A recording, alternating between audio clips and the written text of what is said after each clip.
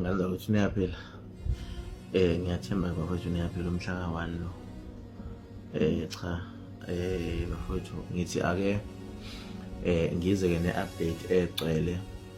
Namhlanje umuntu ke obe ephumile eyofihla iqhawe uProfessor uGodo, ubaba uGodo laMangangane endaweni yase Phelandaba kwaMhlaba uyalingana. Cha nganza wethu kwezinye izinto ke ngizibonile noma ngiyazibona ukuthi ngise umuntu onawo amahloni kusenezinto engingakwazi ukuzenza noma ngaba abanye abantu bayazenza, but kusenezinto engingikwazi ukuzenza mina ngoba ngikhule ezinye zazo ngizazi ukuthi ziyihlazo noma ngizazi ukuthi ziyokungabi namahloni. So ke angeke ngikwazi ukuthi ngokufika kwe-social media mhlambe bese ngishintsha ngiba omunye umuntu sengikwazi ukwenza izinto engingakwazi ukuzenza. Angisho ukuthi abasuke bezenza ba wrong, like nje ngibe nenhlahla ke ngithe ngifika nje egateini kwaMthembu, ngifika nje ngakamisha ama-second ngathi mangithi ngiyabuza kumfana vela umfana hayi vele sekuyaphunywa sekuyiwe egroundini sekuphunywa sekuyiwe eground isicelo vele sasuqhubeka. So ke bengidrive ngilandelwa ifamily ekadiza nebhokisi libhekwe nale groundini. So ke ngibhake eqala ngehla, then mangehla ngabona abantu bekhipha amafoni beshoot by the time kuza abantu ade beza nebhokisi nabenkonzo. Cha kuyangihlula ke ngazi ukuthi lokho mina ukuthi ngishunyeze kanjani angisho abakwenza ba wrong, but mina kuyangihlula. Ingakho ningangibonanga ngimshuthela ngipostela ukuthi hayi bengiveza nje ngiziveza nje, but akukho ke wrong phela mfowethu kwabakwaziyo mina kuyangihlula. Cha zingane zakwethu sibonga nje futhi ukuthi umsebenzi wokufihla uProfessor uGodo uhambe kahle ngendlela okuyiyona noma kwaba isihluku ngendlela eyisimanga nje mayechaza umfowethu omunye ochazela lapha wayekhona kwenzeka isigameko. Kuyinto yababuhlungu kakhulu and kuyinto esihluku kakhulu, kodwa ke siyathemba nje uNkulunkulu umndeni uzokwazi ukubopha ngebhande likamoya ukwazi ukuzulisa noma kungekho lula, ngoba uma ulalela abantu baloya mndeni bekhuluma uyakufila ukuthi that man was umngani wey'ngane zakhe, yebo, ube umngani wamakhosikazi akhe aphinde abe umngani kusho ukuthi umuntu obe umngani nje wefamily yakhe. So umuntu yebo khona sonke siney'hlobo bafowethu noma sinabantu abethi mabedlule emhlabeni sazi ukuthi sibone futhi ukuthi kunzima, but ongibone kuloya muzi kungizwisa umunyu kakhulu, engilalele kuloya muzi kungizwisa nje umunyu kakhulu, even though abantu bakhona bebe strong kakhulu, bebe strong and bekungamele ngabe ba strong ngaleya ndlela because umuntu loyana obe nenye character nje egcekeni. Ngicathi amavidiyo beniwabona-ke amavidiyo aphumile after elimele ukuthi ebemkhombisa ukuthi umuntu obehleze ejabule kanjani.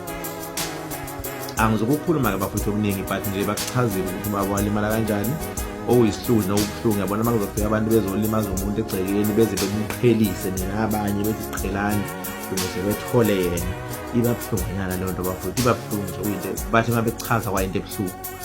But ke sibonga khona nje ukuthi ke bayakwazi ukuba nalobo buntu bokuthi ke bengafiki behliphizise wonke umuntu osegcekeni, but mhlambe beze kulo muntu abeze kuye nje. Siyakubonga lokho. Nayi ke bafowethu ngifuna ukuba kuyona kakhulu, ngize ngadecide nami ukwenza some of the videos here on TikTok just because bafowethu niyabahlukumeza abantu ku-social media,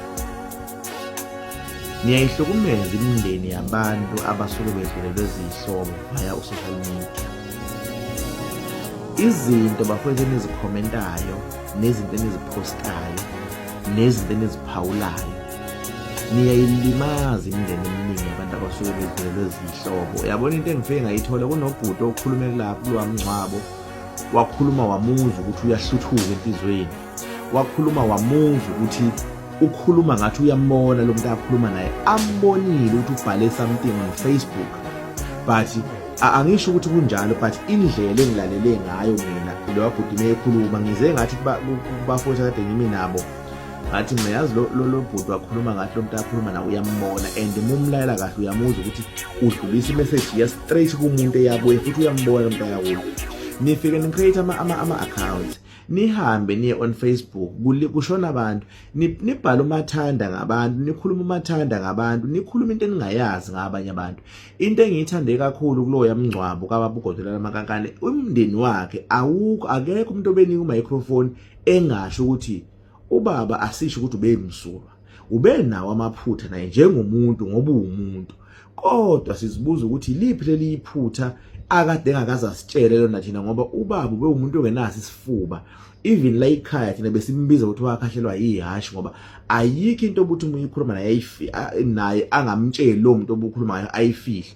So sisele nembuzo ukuthi kazi yini le abengakwazi ubaba ukusifihlela yona ukuthi kunokufa kumzingelayo noma kunabantu abamzingelayo angasitsheli, ngoba ubengeyena umuntu ofihlayo.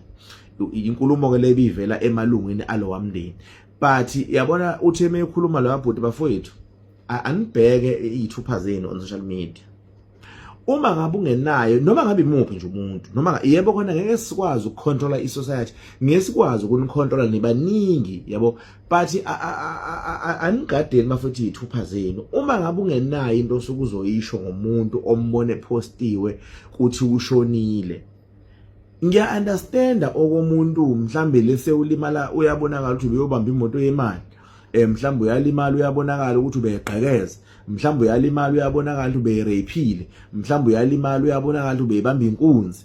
Kucishe ku-understandeke lokho, even though nasemndenini wakhe yazi ukuthi kunemndeni in denial ngalendlela ongeke uze uyi-understand. Kunemndeni engathi ulungu lawo libanjwe right handedly rape, but mase eshawe wabulawa bengakwamukeli ukuthi uke wa rape, bephike ebanjwe right handed bethe uyasukelwa. Kunabantu ongadutshulwa ingane yabo kade yobamba inkunzi, bemphike bembona kuyisini mayise eshonile. Umuntu nje mayise kwadlula emhlabeni bafowethu, abantu bakubo yazi ukuthi uyathanda, babili bathatha basuke bezomlahle umuntu bethi hayi vele bekuyinja le. But nje into bafethu engibuya nayo nengicela kini ngani zakwethu, engifike ngayithola ngizosukuhlungu le bengiyekhona, indlela bafethu nibhala ngayo on TikTok, on Facebook, indlela enikhomenta ngayo, zipost ingane zomuntu, ziposta ngobabu wazo, mhlambe zona lokho kusuke kuyisiza ukuthi zithi go through this pain ezizwayo. Ufike wena like there were some comments amanye ngaze ngawaquota, khona nje i-comment eyayithi yomunye usisi ngaze ngamviewa ngambuka ithi awu kahleni amakhosikazi angaka nje forward bekukudestroya nje uhlanganaphi, ngoba laba abantu abebeganelwa umuntu bakhombiza ukuthi bebe happy ngayo yonke into. Wena why ingane zakhe zisipostela ukuthi ubaba ushiya amakhosikazi akhe angaka, ebese uzobona ukuthi i-waste yokwenzani, iple waste okhuluma ngayo. Bafowethu anibe nobuntu, ngoba inkinga ekhona umuntu ade ngifake i-face mask kade liyashisa ilanga liyashisa ilanga ngomhlaba uyalingana, so bengifake nazi i-face mask ngiqede ukuyiremove nje manje liyashisa ilanga ngomhlaba uyalingana ngalendlela ongeke uze uyi-understand.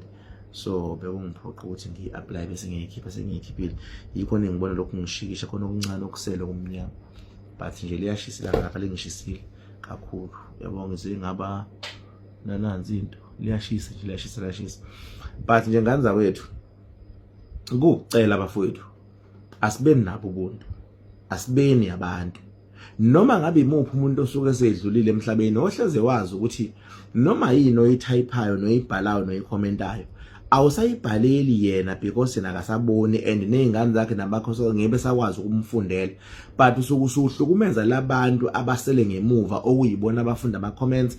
Worst part ukuthi uyocomment evidweni yakho umuntu oyilungu lomndeni ethi sapostile uzazama ukudigest ipain, ufike necomment ehash nebhlungu, kunciphiseni bafethu ukwenza kukho right. Now uyokuzwa mhla isimo sibhekene nawe ukuthi akukho kanjani right, kunciphiseni ingane zakwethu, kunciphiseni bafowethu. Into engifike ngayizwa lapha ibe umunyu, niyabahlukumeza abantu via i-comment section, niyabahlukumeza abantu ngamapost eniwenzayo, niyabahlukumeza abantu ngokuphawula enikwenzayo, niyabahlukumeza umuntu laba futhi kule video ngamunye awuyilungise wena nokukhomenta kwakho, ungabukeleli iningi, but awuyilungise wena nendlela yakho okhomenta ngayo ezintweni zabanye abantu abasuke benenkinga.